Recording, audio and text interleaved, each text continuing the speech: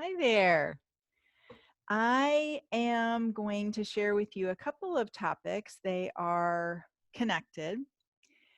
We're going to start with thought work. Maybe you have heard of this term, maybe not, but it's a big part of my practice.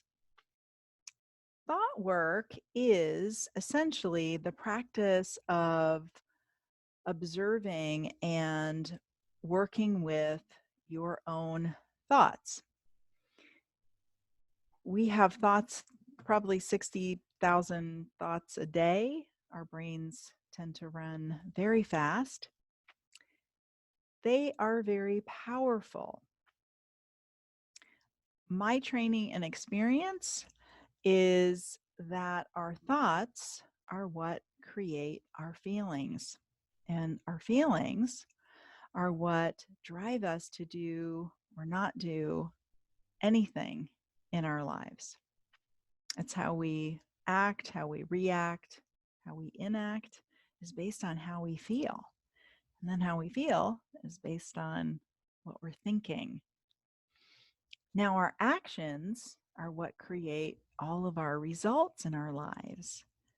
So you can see the trickle down is that our thoughts have enormous influence over the entirety of our lives.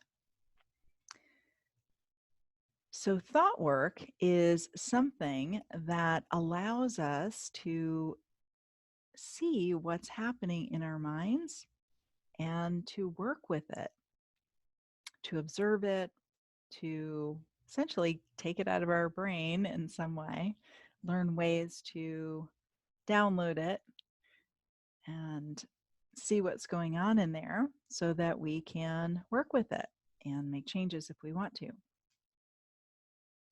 I want to talk about three reasons why I believe that thought work and learning how to do this is so important. The first reason is the one I shared with you, that our thoughts create our feelings, and our feelings create what we do, drive what we do, and what we do create our results. So, the significance of thoughts in our lives, and most of the time, they are running like a program running in the background, and we don't know what they are. We're just being driven by them. The second reason is that we believe that even when we do notice our thoughts or become aware of them, we believe that they are just happening to us, that we are at the mercy of our thoughts. But that's not true. That once we make them conscious, we have much more control over how we want to think about circumstances in our lives than we realize. Our brain is designed to actually pull our attention away from the things that we actually can control in our own minds and more toward things we actually don't have control over, like our family members, our boss, our political party, or someone else's, right? These kinds of things are not what we actually have control over. But our brain tends to not reveal this to us. So we have to go looking for it. And that's part of what I help people do, is to learn how to look for it, what to look for, and what to do when you find it. When we believe that our thoughts, we are essentially at the mercy of our thoughts, we feel quite disempowered in our lives. And we also often will feel a chronic sense of being stuck. Once we understand what's happening in our minds and what we can do about it, then we can get authority over our minds. The third reason that I believe thought work is so critical to our emotional well being and mental health is that it is a portal to our relationship with ourselves. Essentially, our relationship with ourselves is our thoughts. about ourselves and even to ourselves, mostly that we're not conscious of, but that are happening nonetheless.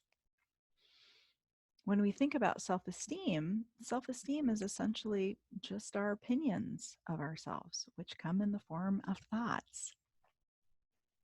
When we know how to do thought work, we know how to access our relationship with ourselves and to make changes in that area, which can change essentially everything.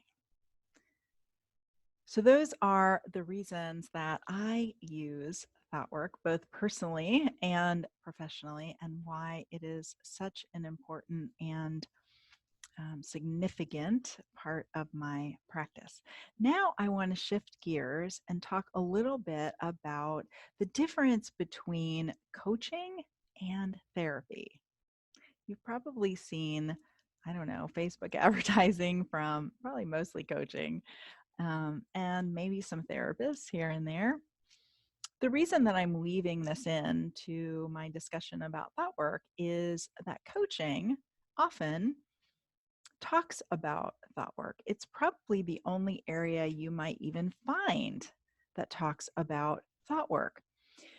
My training is in cognitive behavioral therapy, actually a specific type of cognitive behavioral therapy called TEAM, which is an acronym. I'm not going to get into that right now, but that's what we normally talk about in the therapeutic lingo is cognitive behavioral therapy.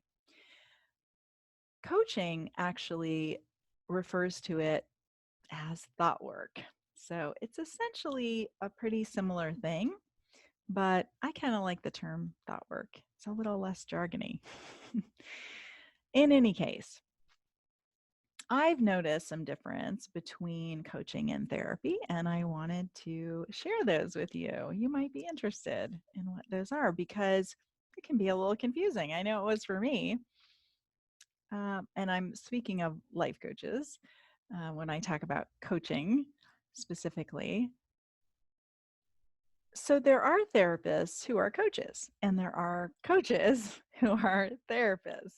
You can see where it starts to get confusing. So let's break it down this way. In coaching, I've noticed that the focus tends to be, and obviously I'm generalizing, I'm sure there are coaches out there who do not emphasize this. So I'm just speaking of my field of observation. What I've noticed is that coaching tends to rely on a focus of actions, what you're doing, how you're acting or reacting or not acting. It also tends to focus on a future focused kind of plan. What do you want to do in the future? What are your goals? Let's talk about how to move toward your goals. As well as an emphasis on positive thoughts. Let's get you thinking positively. As well as solutions. Therapy, I know a bit more about that end of things, tends to focus on the therapy relationship. That's an important part of any therapy process with any therapist, is what is the quality and nature of the therapy relationship. It also focuses on your past. What's happened to you? What's in your history? As well as your feelings, how you're feeling past-wise, present-wise. And it tends to focus on problems. That's what we were trained to do, is to look for, the jargon term is pathology, to look for what's going wrong. Now, I think both of these approaches has value. I just happen to like the combo. I like to use both. I think it's important for us to look at the past as a reference in order to create the kind of future that we want, to understand ourselves, our past versions of ourselves, so that we can create a future version of ourselves. I also think it's important to see what are the things getting in the way what are the problems, in order to really get some clearly and effectively executed solutions.